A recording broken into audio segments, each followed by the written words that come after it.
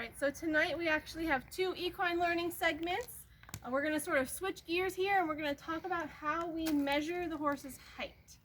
So we measure the horse in hands, and I think it dates back to a long time ago when they didn't have standardized ways of measuring things in inches or feet like we do now. They used what they had. So they had a hand and they measured the horse from here to here, this part of their hand. And it was typically probably a male's hand because it should be 4 inches. So one hand is 4 inches. And we use a measuring tape. This is actually the back of the weight tape that we showed you last week.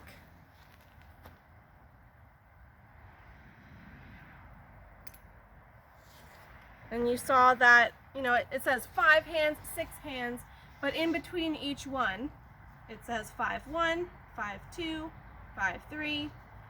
There is no 5'4", 5'5", 5'6", 5'7". It's measuring the 4 inches between each hand. So, an important thing to keep in mind when measuring a horse is if the horse or pony is 14'1" and under, they are considered a pony. There are different breeds of ponies. They do not get any bigger than that. And if the horse is 14'2" or more, then they are considered a horse. And I like this segment because it's sort of going to segue into next week when we start talking about different breeds. But different breeds are all going to be different heights, as you will see in the handout that I'm also sending in this week's email. But I'm going to show you, when Sally comes back, how we measure her. Sally's ready to go outside. Alright. Sally says, I'm standing here, whether you like it or not. So we don't measure to the top of the horse's head or their ears because they have all different size necks. Some of them hold their heads up really high, some of them hold them down low. We measure up to their withers, which, as you remember, is the bump sort of right at the base of their neck. So it's important that you only measure to there.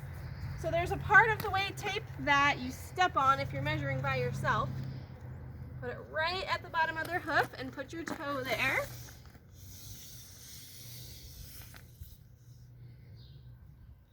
And this is sort of a estimation. Thank you, Gail. She is 12'2" hands. So she is a pony.